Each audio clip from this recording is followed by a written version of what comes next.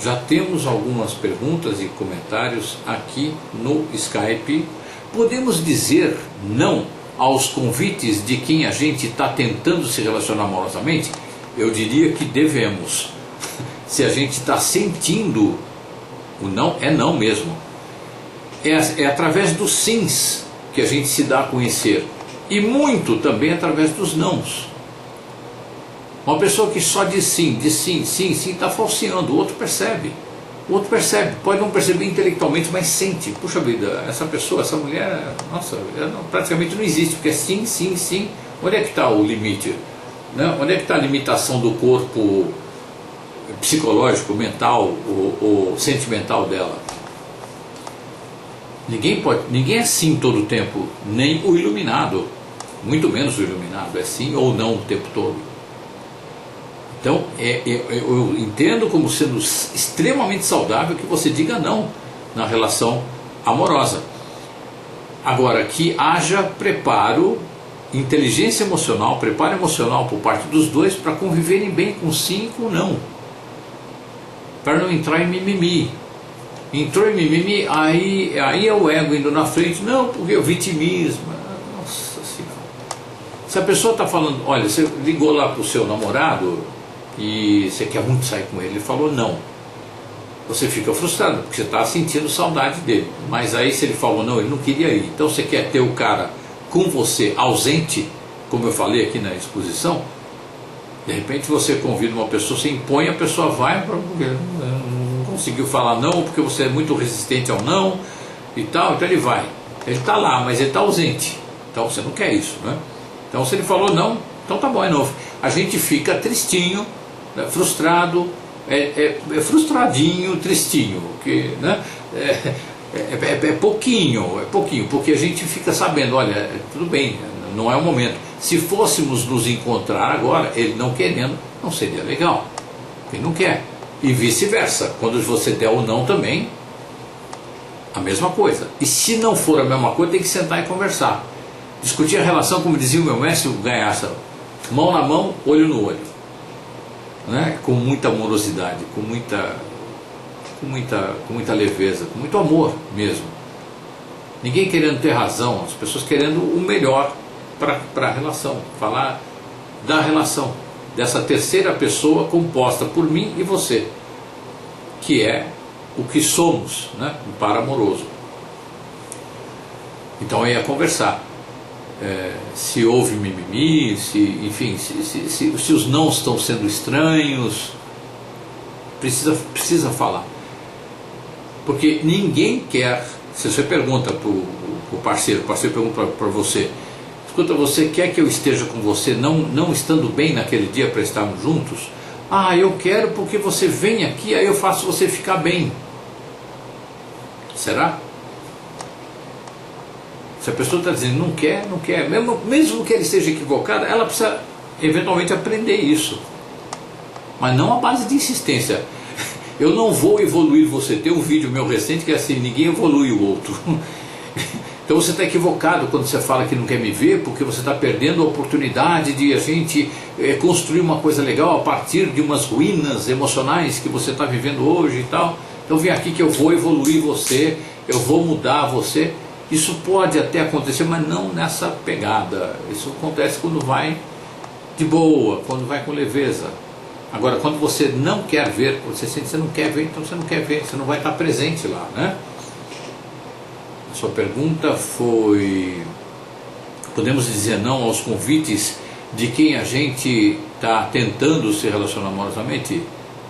Sim, no meu entender, devemos. Gratidão pela sua presença, pela sua pergunta e principalmente pela sua energia. Meus relacionamentos dão sempre errado porque quero tudo na hora e depois torno-me chato quando a outra pessoa não responde como eu quero. Daí dei tudo a perder. Muito grato. Então, meu caro, eu estou levando em conta o que você escreveu do seu comportamento. É de uma criança na idade dos 7 anos, eu quero, e mimada, que tem tudo, na hora que quer. E se não tem, significa que não é amada. Na verdade, o não que um pai fala para o filho Na verdade é amor, e o filho entende como amor, mas você está muito mais apegado à sensação de perda por não ter aquilo lá. Ah, papai, eu quero aquele brinquedinho. Então o pai diz não. Lá no fundo você criança entende, puxa vida, isso é proteção, é um brinquedo, meu pai está dizendo não porque tem alguma razão é que eu não estou vendo. Aí eu fico muito bravo por não estar vendo o que é, por que o papai está falando não estou entendendo isso, eu estou frustrado. Aí a gente chora de frustração. E quando a gente amadurece, a gente percebe que nem só de sim, através dos sims, você manifesta amor, ok?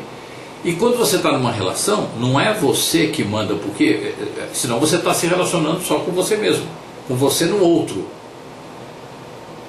Então você não está preparado para ter outra pessoa. Você está preparado para ter você na outra pessoa. Então é uma relação de você com você mesmo, mas a outra pessoa tem só a função de refletir você. Você está se relacionando com você mesmo. Só que essa pessoa não é você. Ela tem vontade própria, ela tem o astral dela de hoje, ela tem os gostos, preferências, os momentos. E você precisa, nesse caso, desenvolver essa percepção de que a outra pessoa tem gostos diferentes, tem momentos diferentes, tem afinidade eventualmente, mas não é servilismo. Sabe por quê? Porque quando você consegue achar uma escrava que você manda, ela obedece, você não está com outra pessoa, ela está se anulando. Ela está gerando dentro dela, sem saber, um container de raivas dela mesma em primeiro lugar, de quem a submeteu, que ensinou essa cultura da submissão, e de você que está concedendo nisso. Então você está criando, aumentando, né? Uma tampinha de cerveja de nitroglicerina está virando um copo de nitroglicerina, daqui a pouco é um balde de nitroglicerina. Essa pessoa está pronta para explodir a qualquer momento, estará pronta, se persistir nesse convívio. Então, é para a gente ficar muito atento para a pessoa que só diz sim, que se anula, porque essa pessoa está criando dentro dela um inimigo mortal. Porque se ela está fazendo isso, é uma questão patológica dela, isso é uma doença. Assim como é uma doença também, eu queria que todo mundo faça do jeito que eu quero. Então a saúde é, eu vou propor isso, se tem não, é não, tudo bem. Se tem sim, é sim, tudo bem, também. Porque eu não quero ninguém falseando a presença comigo, eu quero alguém presente. Então, é não para isto, ok, então é sim para o quê? O que nós podemos fazer? O casal saudável, na minha percepção, meu caro, eu nunca pergunto, o que você quer fazer? Ou nunca chega também, eu quero fazer isso. A pergunta é, o que nós queremos fazer? Qual é a nossa vontade agora? Do que a gente está afim? Muitas vezes, e é até legal quando chega nesse ponto, não precisa nem perguntar, você já sente, você conhece a pessoa, já sente o que tem em comum ali naquele momento que vocês vão fazer que é legal. Essa é a minha dica, meu caro. Gratidão pela sua presença, pela sua pergunta e principalmente pela sua energia. Vamos adiante aqui para uma outra pessoa. Querido Arli, uma das coisas mais importantes e mais lindas que aprendi com você é gratidão aos meus repressores. Gratidão a minha, querida. Você não é repressora, mas eu te agradeço muito também por você me relatar isso. Que é muito importante a gente entender a função dos repressores na vida da gente. Não é aplaudir e nem ficar procurando o repressor, não é isso, mas é ser grato, porque são os professores, um dos professores, né? Sinto que isso é totalmente verdadeiro e também é o único caminho, mas como conseguir manter as emoções saudáveis em um convívio em cativeiro com um repressor? Ok. Se você está dizendo cativeiro, é porque não tem saída mesmo, você está sequestrada e você está ali submissa, você está incondicionalmente presa, não dá para sair. Então aí você tem que rezar para aparecer a polícia. Agora, se é um cativeiro que tem um telefone, tem um celular, dá para você ligar para a polícia, então você liga. Se não dá para ligar para a polícia, porque não é o caso, mas você se sente presa nessa relação, liga para um advogado para tratar da separação. Liga ou simplesmente conversa sobre a separação. Se não, ou seja, está faltando uma atitude sua para sair do cativeiro.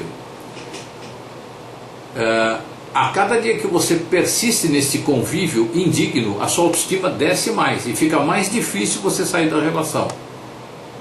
Então a coisa tende, não estou dizendo que vai piorar, mas tende a piorar no que se refere à sua força para se libertar, ok? Você pergunta aqui, mas como conseguir manter as emoções saudáveis? Olha, aí para manter as emoções saudáveis, você precisa meditar. Meditação, gente, é para questão emocional, questão existencial, percepção, é meditação, porque a meditação, o Osho fala uma frase maravilhosa: um problema não tem solução, não adianta o problema, você não vai resolver o problema. O que acontece é que vem a consciência, vem a percepção, aí o problema desaparece. Como conseguir as emoções saudáveis em um convívio em cativeiro com o repressor? Meditação. É a meditação nesse caso que vai te ajudar a perceber a ação, a atitude interna primeiro e a ação externa rumo à saída do cativeiro. Muita meditação, meu querido, muita meditação. Eu sei que não é uma coisa fácil não, convivendo com um repressor, não, meu Deus do céu, é um negócio, é uma encrenca, mas você me perguntou o que fazer para conviver, para conseguir manter as emoções saudáveis, é a meditação. Agora, sair dessa o quanto antes, minha querida, né? O quanto antes você sair dessa, melhor. Não procrastina não, saia o quanto antes, porque vai fazendo muito mal para a gente o convívio dessa forma, como você relata aqui, né? Essa é a minha resposta. Gratidão pela sua presença, pela sua pergunta e principalmente pela sua energia, minha querida.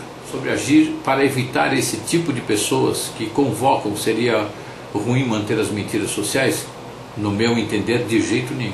Se você sente que a pessoa não vai ter inteligência emocional para entender o que você está falando ali, que você não quer, olha, eu não vou porque eu não quero, não tenho vontade. Esse convívio que eu tinha com o Gaiás, falou, olha, eu não estou afim, não vou. E isso não ser mal interpretado, isso não interferir no amor, na amizade, meu Deus do céu. Isso é raríssimo, você conquista isso, você constrói isso, mas não tem pronto aí para vender. E muito menos para você viver por aí, né? Então por isso sim, eu recomendo. Apenas para evitar o conflito, exatamente. Já que a maioria das pessoas não reagem bem com o não. Exatamente, estou com você. Ou o ideal, aprender a falar não e arcar com as consequências de forma amorosa. Que você fale sempre o não. Eu não recomendo que você fale sim quando você quer falar não. A não ser num caso que você vá criar uma encrenca gigantesca. Você vai medir as consequências. Mesmo assim você vai pagar com a saúde. Mas aí você vai fazer o que vai te envenenar mais ou menos. Aí você escolhe pelo menos, por aquilo que você presume que vai te envenenar menos. O ideal é você aprender a falar não. E quando você falar não, aí vai ter o mimimi do outro lado, porque é um vício social do nosso estado de praga biológica, é um vício social. Aí você tem que ter sempre uma desculpa. Eu invento uma desculpa, mas não uma desculpa qualquer. Preferência o mais próximo da verdade. O mais próximo da verdade. Porque quando a pessoa não tem preparo para falar não, para ouvir o não, você está lidando com um grau de doença um pouco avançado no que se refere às patologias emocionais, no meu entender, né? Gratidão pela sua presença, pela sua pergunta e principalmente pela sua energia. Quando medito, vem pessoas na minha mente que vivi conflitos com elas. Por quê? Porque o teu inconsciente está querendo distensionar. Isso geralmente acontece quando a gente sonha. Uma das três funções do sonho, no meu entender, uma dessas três funções é você distensionar situações que estão pendentes. Então você sonha ou que brigou de uma vez, ou você sonha que fez as pazes, que está tudo bem, que está tudo em ordem. Quando você vai meditar, quando a gente vai meditar, as telas mentais que vêm, em relação às quais a gente precisa aprender a indiferença, essas telas vêm trazendo coisas que estão pendentes, que não foram resolvidas. Tem um monte de coisa pendente, porque a gente não medita, né? Então tem um monte de pendengas, né? E essa é uma delas. Então aí mantenha a indiferença. Mas aí eu preciso pensar para resolver. Não, pensar vai atrapalhar. Você fica quietinha, deixa isso escoar. A sabedoria sabe o que fazer com isso daí, ok? Apenas quando você voltar da meditação, estiver no estado meditativo, você vai poder pensar. É um olhar amoroso. De preferência, o ideal é não pensar. Mas se você for pensar em alguma coisa, é exercitar um olhar amoroso em relação a essas pessoas com quem você teve ou tem conflitos. Ok? Gratidão pela sua presença, pela sua pergunta e principalmente pela sua energia. Arli, como lidar com pessoas muito psicopatas, repressoras? Olha, distância saudável é aquela na qual e da qual a gente consegue mandar uma energia amorosa e não viver os atritos, ok? Com pessoas muito... Agora, se você está em cativeiro, ou seja, trabalha junto ali do lado, ou é da família, você tem que conviver todo dia, e é isso que eu acho extremamente questionável na família. Tem muita gente que acha que através do conflito a gente resolve os conflitos, se supera, cresce tudo.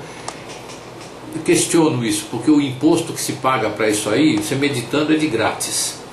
E é muito mais saudável. Muito mais saudável. Então, a tal da distância saudável com muita meditação. Se você está em cativeiro, a melhor coisa que tem é você mandar uma energia amorosa para essa pessoa. Se você gosta da oração Pai Nosso, você reza o Pai Nosso para o anjo da guarda da pessoa. Se você acredita em anjo de guarda também. Em seguida você reza o Pai Nosso para o seu anjo de guarda. E faz isso direto.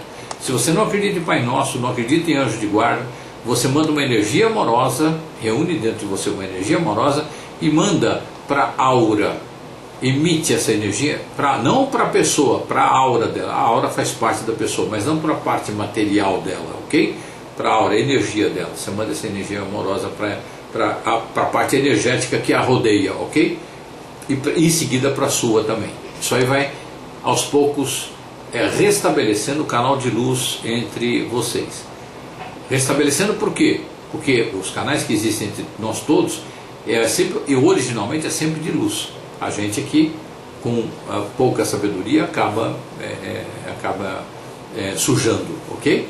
Gratidão pela sua presença, pela sua pergunta e principalmente pela sua energia. Gostaria de saber se é válido deixar de dizer o que se pensa para evitar conflitos com alguém que não admite que se diga o contrário. Olha, tudo para não entrar em estresse, minha querida Bruna, tudo para não entrar em estresse. Se você convive com essa pessoa e essa pessoa vai te cobrar isso de alguma forma, você não se posiciona porque você deixou de falar, porque você discorda, e se você discorda vai criar encrenca. Então, o problema ali, o grande problema ali está com a pessoa. Então, como é que a gente lida quando vai no hospital psiquiátrico e vai lidar com um cara que acha que é passarinho? Você não vai discordar dele. Não vai mesmo, você não vai discordar. O único cara que fez um trabalho maravilhoso com psicótico, delirante, e todos nós somos um tanto, não psicóticos, delirantes. Isso eu aprendi com o Dr. Flávio Dias Paz, meu professor de psicopatologia. Aulas particulares sempre na minha vida. Ele disse que tinha um cara nos Estados Unidos que entrava na cela do cara que achava que é passarinho, um psiquiatra, que ele falava, esse cara é um santo, não é um psiquiatra. Entrava lá e o outro achava que é passarinho, na posição de passarinho, piando e tudo. E esse psiquiatra entrava lá 2, 3 vezes por semana e tinha ações humanas. De vez em quando ele tinha um movimento humano, o outro lá ficava meio esquisito. Então ele estava criando ali mais um espelho, ok? Ele estava criando um espelho com o outro. E bem devagarzinho ele foi trazendo esse psicótico para aquilo que a gente chama de normalidade. Ele saiu desse surto crônico de psicose, ok? Mas não é o caso na vida da gente, ok? A gente convive com uma pessoa que está lá, ela não aceita a opinião do outro. Quem não aceita a opinião do outro não é aceitar para praticar na minha vida a opinião do outro. Quem não aceita que o outro é diferente está em delírio. Está em delírio. E conforme for a intensidade do delírio, é doença mesmo. Então eu não vou discordar, eu não vou criar encrenca. Não, eu não vou criar encrenca.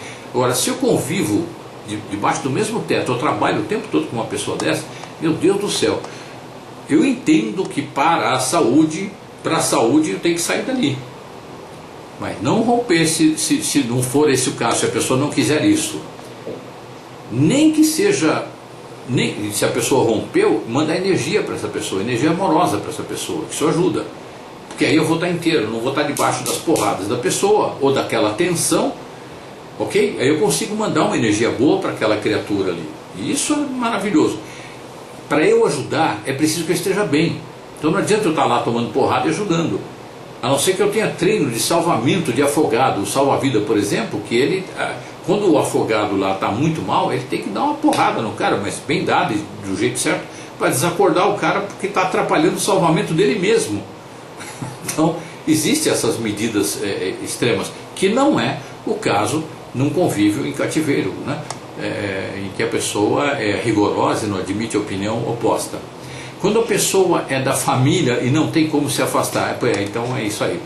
Se não tem como se afastar, minha querida, então olha, você mantenha a sua cara de cofre, percebe? Mantenha a sua cara de cofre e muita oração, muita meditação.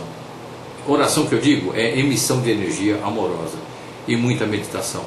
Se der para abraçar a pessoa, ter o carinho físico, mas aí focado no afeto, não é fake. Se você sintonizar com o afeto que você tenha por essa ou por essas pessoas e abraçar com afeto, com carinho, isso aí ajuda muito. Quando você vai para o corpo, meu Deus, meu Deus, meu Deus, minha Nossa Senhora da desconfiguração da reatividade.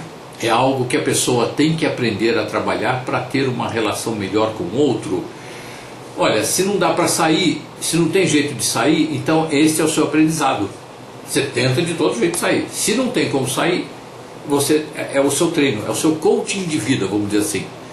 Tem duas formas de olhar o coaching de vida, os nossos coachings, os nossos treinamentos. É quando você vê o seu mapa astral e ali aparecem as suas limitações, é ali que você tem que trabalhar. Quando você está em convívio e não consegue escapar, então é isso que você tem que treinar, ok? Que não dá para escapar mesmo, ok? Essa é a minha resposta. Gratidão pela sua presença, pela sua pergunta e principalmente pela sua energia. Gostaria que me respondesse por que durante a meditação me sinto tão gigante, tão pesada, com a sensação que estou grudada na cadeira, mas ao mesmo tempo tão distante.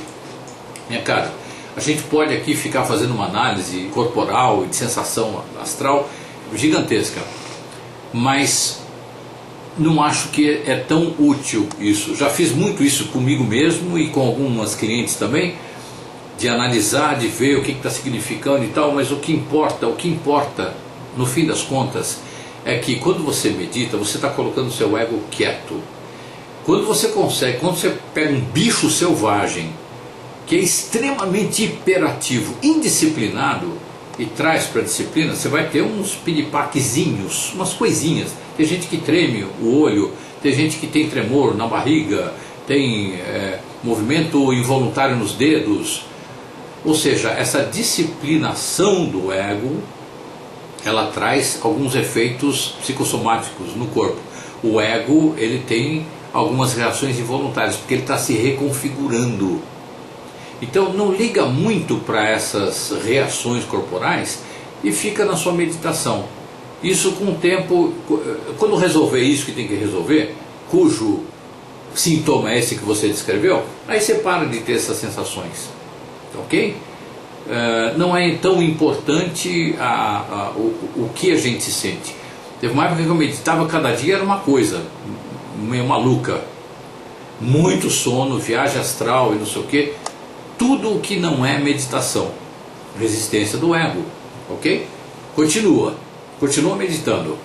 Gratidão pela sua presença, pela sua pergunta e principalmente pela sua energia.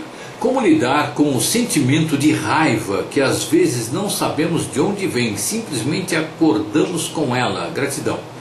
Muito bem, quando a gente acorda, eu tenho alguns despertares, não é sempre, mas que eu me desconheço naquela hora. Meu Deus, onde eu fui? Que lado meu está aqui? Quanta sombra está aqui à tona? Meu Deus, como é que eu estou olhando a vida desse jeito? O fato é o seguinte, eu não sou isso está em mim.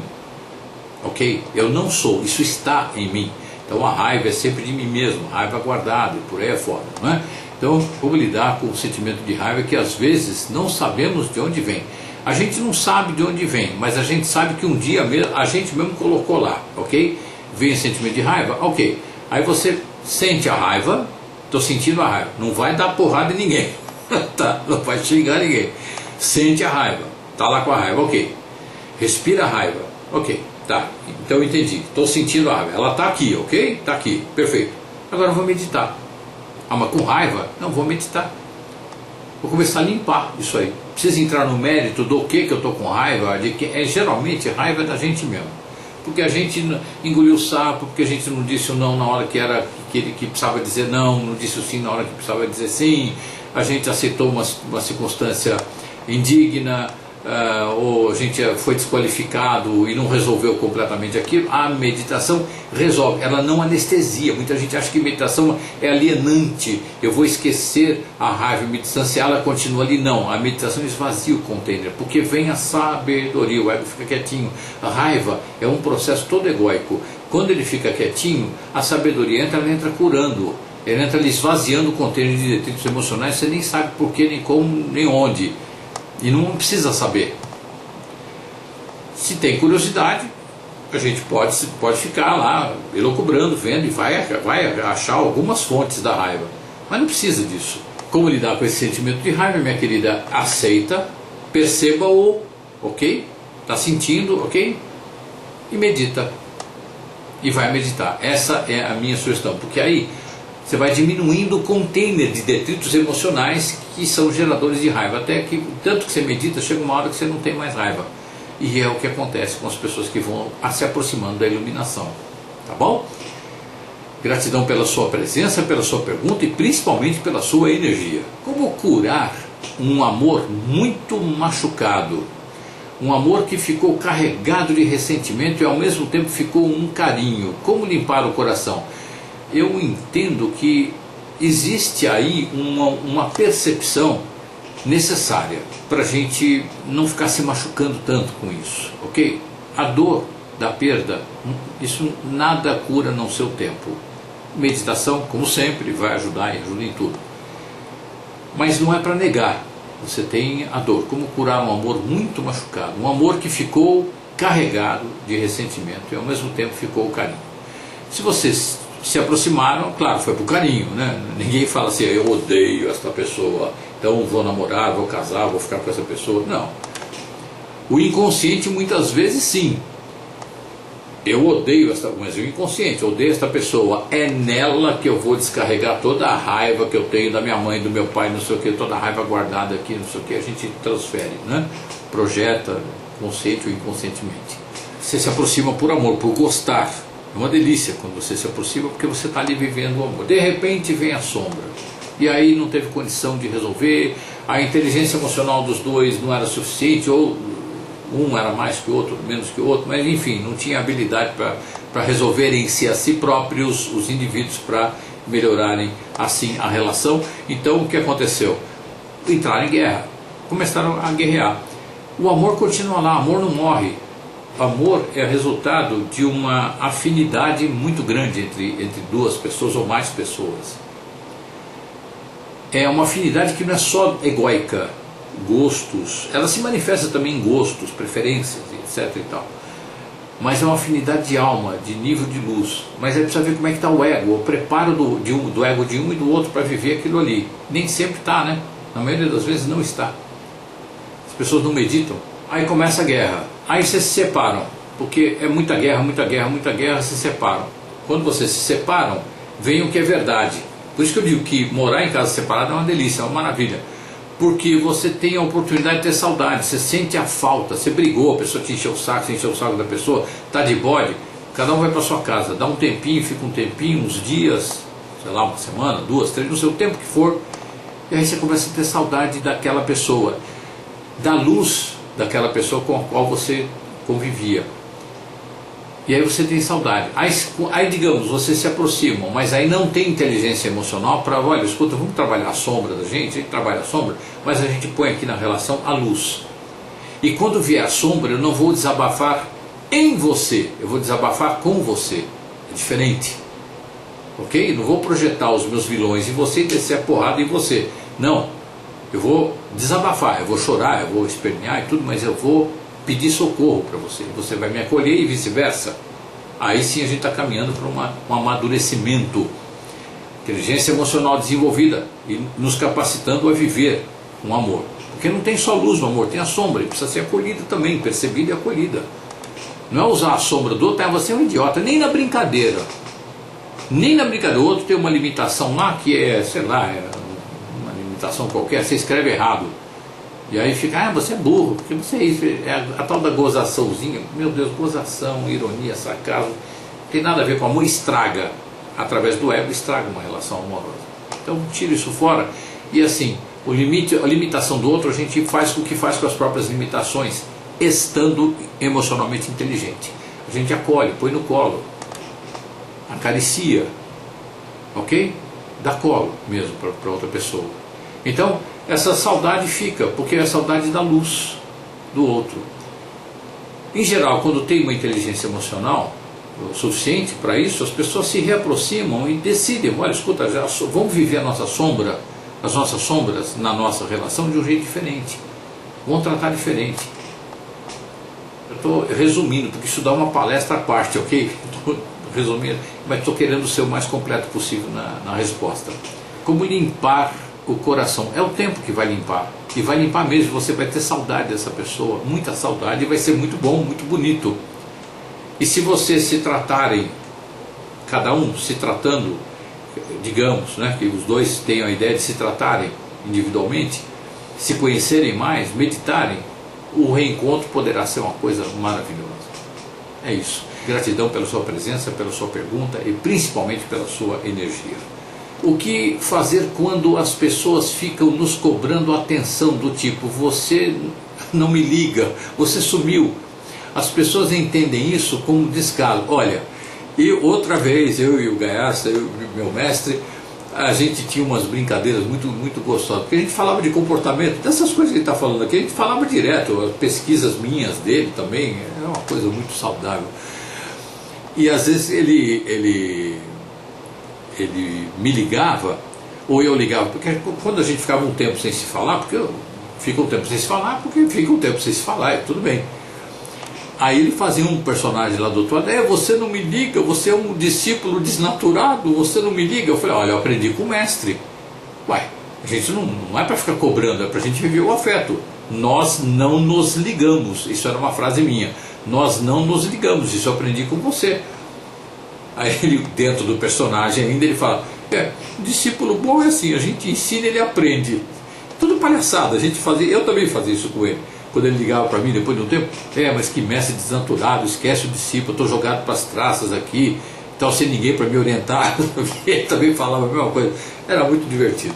Então, se a pessoa liga para você, minha querida Eloá, e fala, você não me liga há muito tempo, né? Aí você fala, nem você.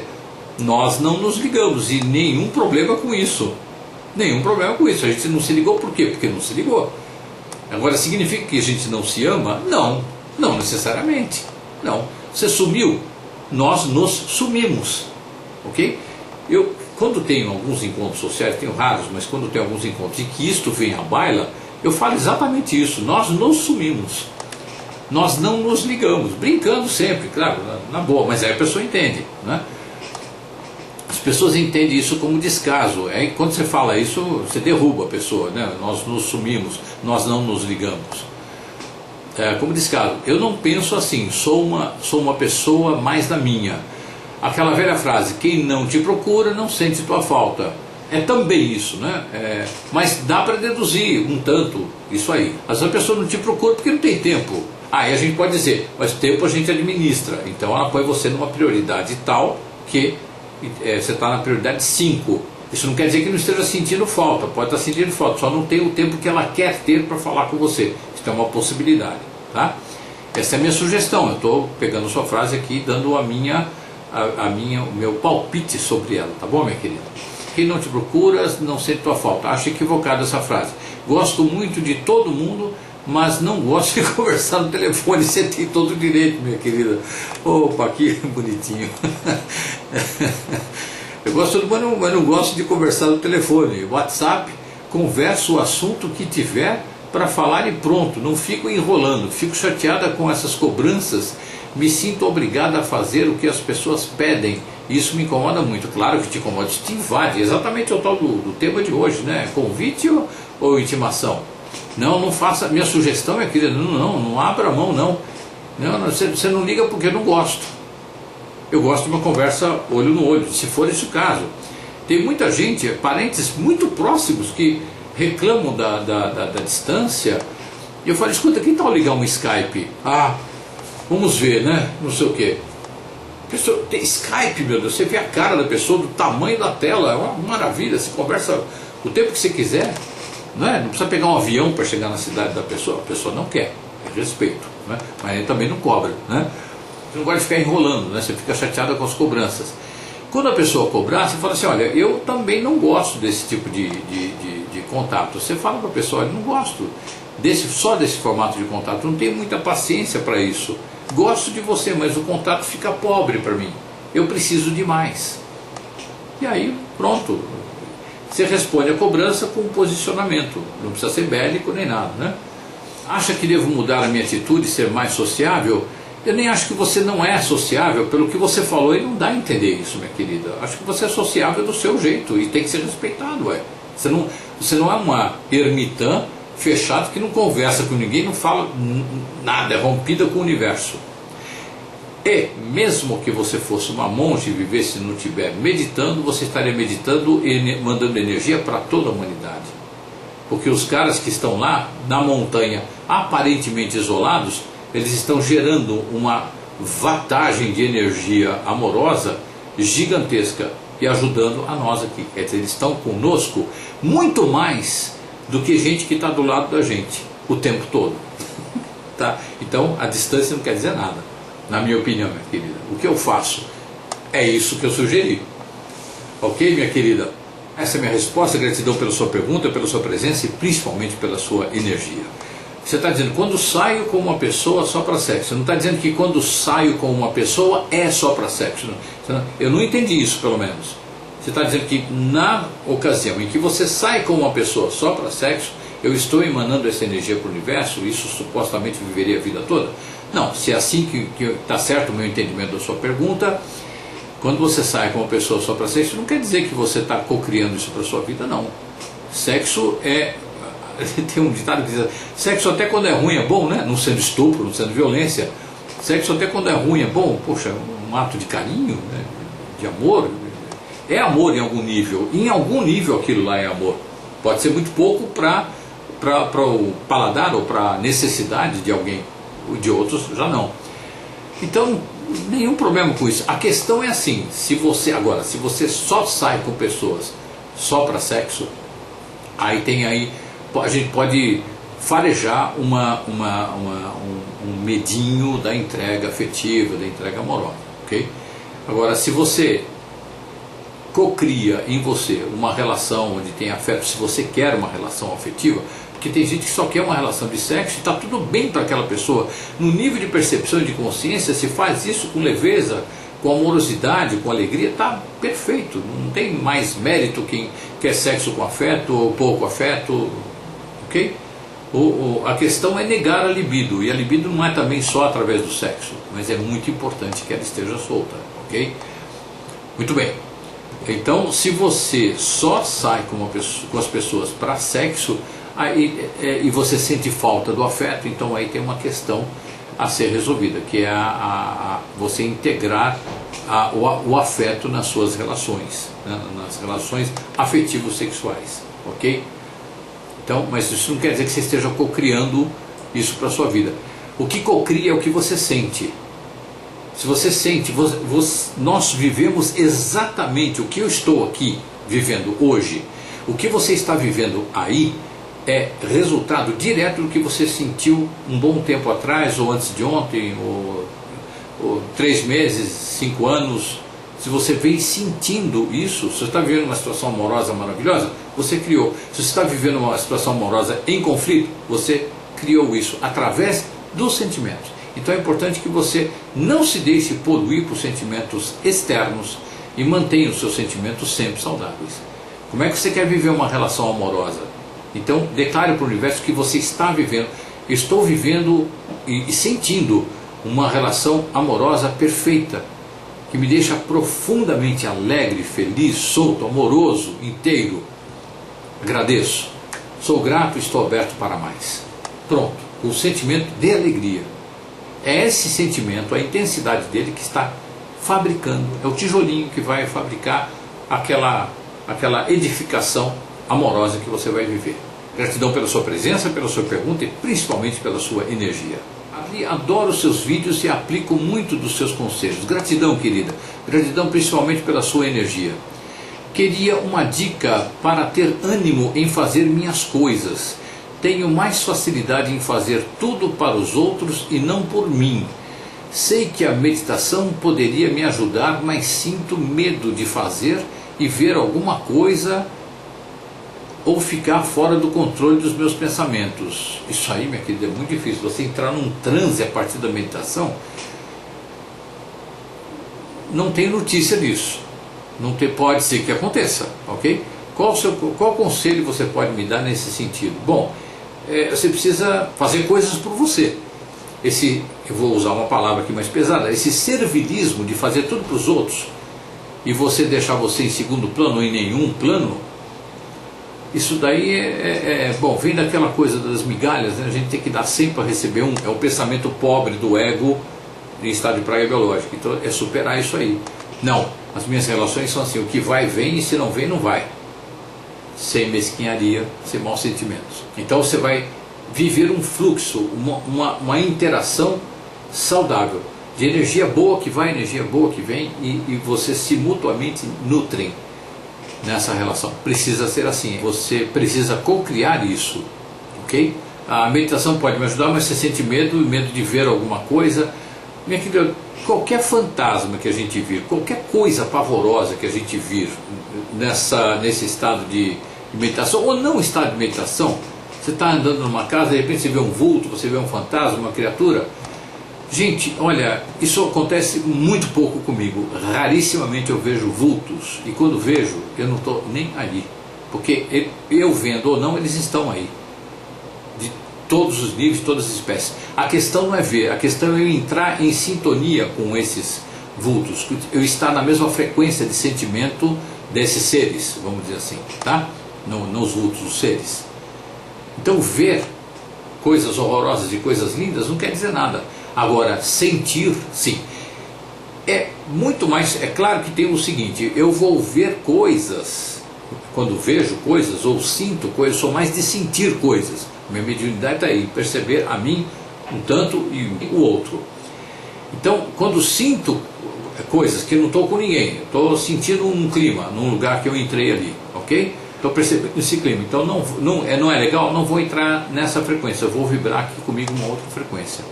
Ou vou embora se está desagradável, não vou insistir ali.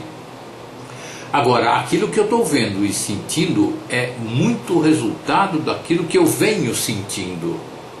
Então, entregue-se à meditação. Se você fechou os olhos e passou, teve uma imagem de não sei quem, uma coisa feia, o treino, minha querida, é indiferença. O fato de você meditar e você começar a ver coisas que são rejeitáveis, coisas que deem medo, pode ser uma resistência do seu ego ao silêncio. Porque tudo que o ego hiperativo não quer é ficar caladinho, passivo, para agir só segundo a sabedoria, a energia da sabedoria. O ego sente que perde quando vai para a passividade. Ele está ganhando, é que ele não sabe ainda. Então o que ele faz? Ele faz de tudo, são estratégias. Ele lembra você de coisas urgentes que você não fez. Ele lembra você que existem fantasmas, que existem criaturas horrorosas e não sei o que. Tudo isso para você não entrar na meditação. O treino é indiferença, é manter a indiferença em relação a qualquer sentimento, sensação, lembrança, qualquer ruído externo, qualquer coisa externa. E externa que eu digo é produzido pela mente, tá? Quem está falando, quem está ali, quem está atuando ali é o teu ser, que atua no silêncio absoluto. Essa é a minha resposta, minha querida. Gratidão pela sua pergunta, gratidão pela sua presença e principalmente pela sua energia. Tenho um parente com o qual não sinto afinidade, e sempre conversar com ele ou me deixa com raiva interna, porque aí você está com raiva de você, porque você está concedendo em conversar com uma pessoa que você não gosta, né? Ou fico deprimido por dentro, ok? Você entra na energia do cara, você acaba havendo um vazamento de energia, e mesmo que não aconteça a conversa, eu fico inquieto na presença dessa pessoa, não me sinto à vontade em sua presença, me sinto travado, as energias não fluem naturalmente. E isso me estraga demais. Esse convívio já vem desde quando eu era criança. Se estendeu até antes de conhecer o foco no afeto. Porém, ainda assim, às vezes vem a conta desaforo. por parte de outros parentes, dos quais me falam coisas do tipo: como assim você está evitando tal pessoa? Ele é da família, isso não pode? Qual deve ser a minha resposta saudável quanto a isso? Meu caro, se é inevitável o convívio com essa criatura, se é inevitável, porque você negocia, se a tua família tem esta consciência, não percebe que existe desafinidade, uma incompatibilidade e tal, e acha que você tem que se mutilar para estar em convívio com uma pessoa com a qual você tem uma grande desafinidade, você precisa manter uma distância saudável dessa família. Você que vai descobrir essa distância, percebe? Nem que seja interna, a distância saudável interna. Você eventualmente eu não tenho afinidade. Se a pessoa tem uma energia que não é compatível com a minha, não é legal, não me sinto bem ao lado dessa pessoa, eu tenho o direito de não conviver. Ah, mas é da família. O fato de ser da família não torna ninguém demônio nem santo. As pessoas têm mais ou menos afinidade entre umas e outras. Se estiver morrendo, se estiver lá em uma situação grave, eu vou socorrer, claro. Não odeio a pessoa, mas o convívio me faz mal. O convívio próximo, compulsório, me faz mal. Se der para falar isso para a família, será uma maravilha. A família provavelmente não vai entender, porque pelo jeito do comentário provavelmente não vai entender. Mas se você falar isso com jeitinho, com leveza e tudo, vai ajudar bastante. Claro que esse o aconselhamento para essa situação, aqui de imediato, ele é muito curto. Isso mereceria uma atenção mais especial, certo? Mas é o que eu tenho para te dizer de todo o coração para essa sua situação, ok? Qual deve ser a minha resposta saudável a isso? Distância saudável e conversar com o resto da família que te cobra. Se entenderem, ótimo. Se não entenderem, ótimo também, mas não convivam, não se envenenem, ok? E sempre mandando sentimentos bons para as pessoas. Sempre. Não deixa isso mudar o teu sentimento, porque isso que te ferra, tá bom? Durante a meditação vejo vários rostos de pessoas que não conheço. O que pode ser? Gratidão pelos conhecimentos. Gratidão toda minha. Olha, minha querida, pode ser um monte de coisas. Você pode estudar lá os arquétipos de Jung, vai entender uma série de coisas, mas isso tudo é mental, não interessa tanto. Se de repente for muito importante você saber, se você sente que é importante você saber que rostos são esses, o significado deles, a expressão facial, você estuda à parte. Mas está acontecendo ali na hora da meditação, e mais uma vez é o ego sabotando. O ego fica muito apavorado quando a gente põe para ficar quietinho. Ele fica inquieto, hiperativo, faz de tudo para chamar atenção, para você pensar. Então, se for importante, se esses rostos forem de fato importantes para a tua existência, depois da meditação, em algum outro momento eles vêm. Ok? Agora, não esqueça de manter o estado meditativo depois de uns 10, 15 minutos de estado meditativo.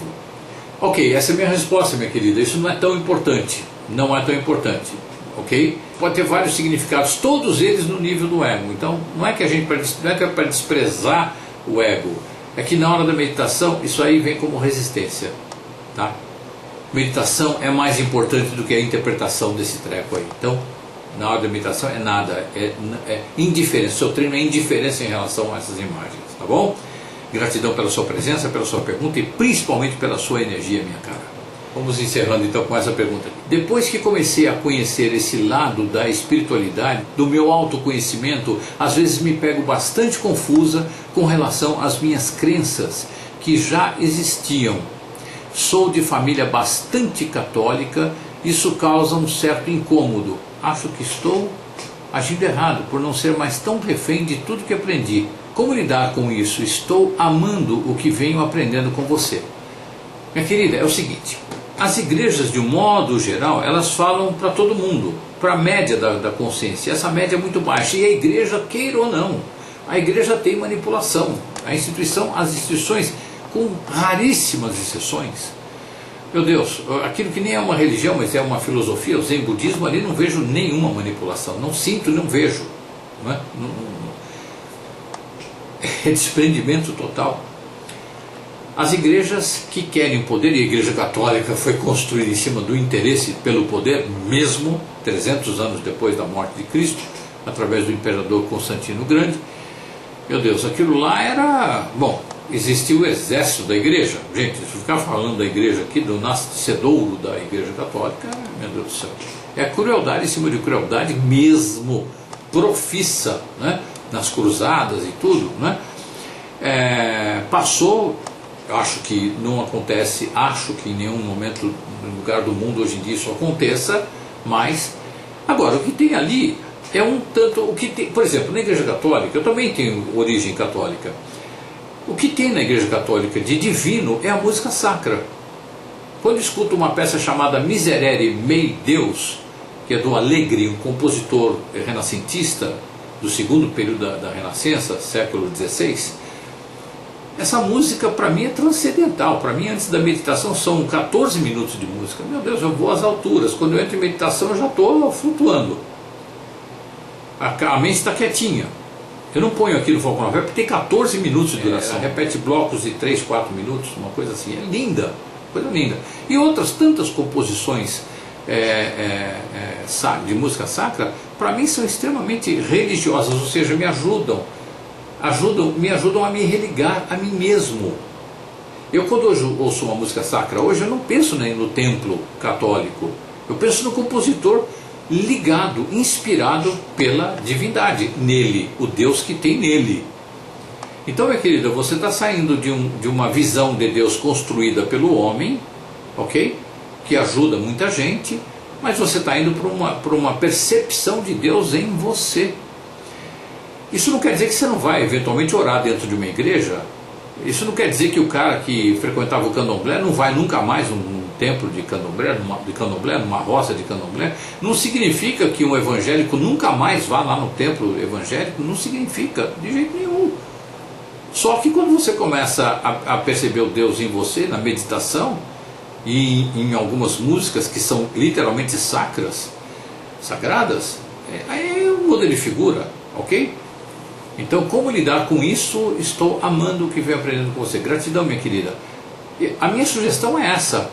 A gente não despreza nada, não precisa desprezar nenhuma forma que o homem encontrou, criou, inventou a respeito de Deus e como nos religarmos a Ele.